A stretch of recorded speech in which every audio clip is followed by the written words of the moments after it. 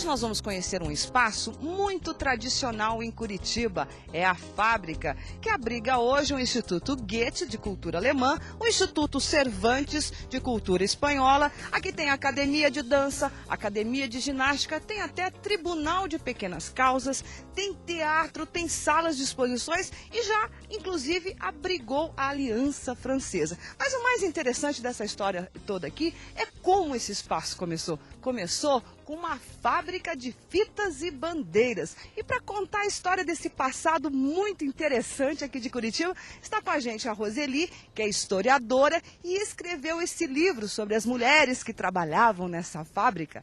Ao lado da Roseli aqui, a Regina, que é ninguém menos que a bisneta do fundador da fábrica. Eu vou começar aqui com a Roseli, porque ela é historiadora e de repente ela se deparou com esse assunto aqui em Curitiba. Uma fábrica que empregava mulheres, isso quando? Olha, a fábrica, na verdade, ela foi fundada em 1907 e funcionava inicialmente no Largo da Ordem, nos fundos de uma casa comercial que a família possuía. Mais tarde, a fábrica foi transferida para a Rua Conselheiro Laurindo e em 1938, pouco antes da Segunda Guerra Mundial, é que a família construiu esse complexo industrial que nós temos aqui hoje. Agora, o que te chamou a atenção como historiadora para você se aprofundar na história dessa fábrica, inclusive escrever esse livro aqui, olha, Entre Fitas, Bolachas e Caixas de Fósforos. A Mulher no Espaço Fabril Curitibano, 1940-1960. O que te inspirou, Roseli? O que me despertou, Fernanda, é que, na verdade, as pessoas acham que as mulheres antigamente só ficavam em casa.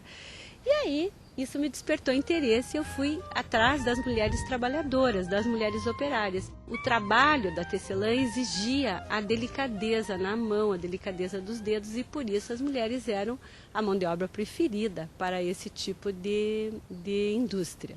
E é verdade que elas entravam aqui adolescentes? Sim, a maior parte delas entrava aqui como aprendizes, por volta aí de 13, 14 anos, porque muitas vezes a família acabava alterando o documento para parecer que elas já tinham idade, e elas entravam como aprendizes e trabalhavam em média 10 anos. Saíam para casar, então? Isso. Eu encontrei inúmeras cartas dessas operárias se desculpando junto aos proprietários porque elas iriam se casar e iriam deixar o ambiente da fábrica. Quer dizer que elas trabalhavam aqui para fazer um enxoval? Exatamente, a ideia era essa, que elas trabalhassem aqui para fazer o enxoval. Agora tem um fato curioso aqui, é que as mulheres que trabalhavam aqui na fábrica chegavam a ganhar mais que os pais e os maridos que trabalhavam em outros lugares. É verdade isso, Roseli? A gente sempre ouviu dizer, e a história até hoje ainda é assim, que os homens ganham mais que as mulheres. Quer dizer que essa fábrica pagava bem assim, Roseli? Na verdade a fábrica tinha um regime de trabalho muito interessante, porque as mulheres recebiam por empreitada. Então quem trabalhasse mais ganharia mais. Então era muito comum que elas chegassem antes do horário e ficassem até depois do horário para poder receber um salário compatível. E muitas delas chegavam a ganhar mesmo que os seus pais, irmãos e inclusive maridos, as poucas que casaram e continuaram trabalhando. Então os homens eram os responsáveis pelo conserto do equipamento e tudo mais. Como elas ganhavam por empreitada, caso a máquina emperrasse, elas mesmas iriam consertar para evitar que o trabalho parasse. Então era um trabalho muito efetivo e que não dependia de uma disciplina por conta dos patrões, porque cada um sabia o seu lugar e sabia o que deveria fazer. Os proprietários, eles eram o quê? Suíços, é isso? Suíços. Eles ajudaram aí, colaboraram para a emancipação feminina na capital paranaense. Você sabe que essa fábrica era chamada como Ninho das Gazelas, porque aqui trabalhavam as moças mais bonitas. Então os rapazes das outras fábricas queriam casar-se com as moças da fábrica de fitas. E eu fico imaginando assim, o que é para Regina tá aqui, eu estou conversando com a historiadora que escreveu um livro sobre a fábrica, sobre a sua família, né, Regina? Como é que é, de repente, chegar aqui nessa fábrica, mergulhar nesse passado? Quando entrei aqui, eu não pude segurar, eu fico emocionada. Eu lembro do meu avô, eu lembro dos meus pais. Então, realmente, é uma coisa, isso aqui foi de uma importância muito grande. Ela tinha algumas coisas que não eram muito comuns na época. Por exemplo, ela tinha um grande refeitório. Olha! disponibilizava. Eu me lembro de a gente vir uma semana com a família, eu já maiorzinha aí, já muitos anos depois, a gente vir almoçar uma vez por semana. Nós almoçávamos no escritório. E foi a primeira cozinha industrializada, provavelmente uma das primeiras cozinhas industrializadas de Curitiba. A par disso, ela tinha a sustentabilidade dela no início era muito interessante porque tinha uma marcenaria que fazia os equipamentos e uma oficina mecânica que ficava aqui atrás. Onde hoje é a academia de dança, olha só. Exatamente, né? Existia também uma outra coisa que eu acho muito interessante para a época. Logo na entrada da fábrica existia um ambulatório e um berçário. Gente, as funcionárias tinham olha, onde Roseli, deixar... você que é historiadora, isso não é impressionante? Então já ter essa consciência coisas, nessa época? A vida não devia ser fácil, porque realmente, aquilo que a Roseli falou, o aprendizado da tecelã levava muito tempo.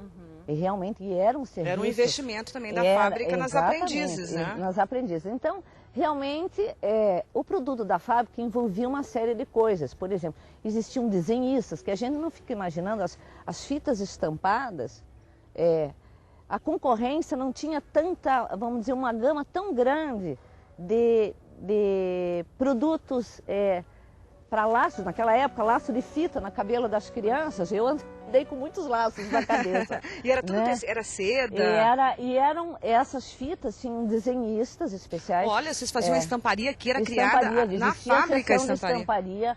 A própria seda que vinha em cor natural ou branca era tingida aqui. Quantos funcionários chegou a ter essa fábrica? Na década de 50 tinha mais de 300 funcionários. 300 funcionários na década de 50. Aí 400, mais de 400 mulheres. 89%, né? Quase 90% da mão de obra era constituída por mulheres. Eu tinha uma vizinha, uma alemã, que eu posava com ela. Muitos anos. Aí ela era meia amiga deles. E era o primeiro ano que eu ia trabalhar, não sei se tinha 12 anos, não tenho mais lembrança dessas coisas. Aí ela disse, mas você vai entrar aqui. Aí ela falou lá e eu entrei na fábrica. Primeiro era limpar fita, no comecinho. Tinha assim que fosse uma coisa assim, você puxava a fita para cortar os fios, que sempre da máquina falhava, arrebentava o fio da máquina, ficava aquela ponta do fio. Então eu entrei ali. Depois eu já fui para a máquina. Quando a gente chegava, se tinha faltado uma e a máquina era necessária daquelas fitas, a gente tinha que passar para aquela máquina. Então tinha fita estreitinha, tinha aquelas bem fininhas, tinha larga. Então isso sempre era... Não tinha uma máquina especialmente para a gente. E a fábrica durou quantos anos? Bem, ela teria... Em 2007 teria feito 100 anos. Ela fechou por quê? Uma fábrica que estava dando super certo? Na verdade, a exemplo de muitas fábricas de Curitiba familiares, para a gente é difícil. A explicação seria mais simples, seria esta fábrica, ela não veio se atualizando do ponto de vista tecnológico. Né?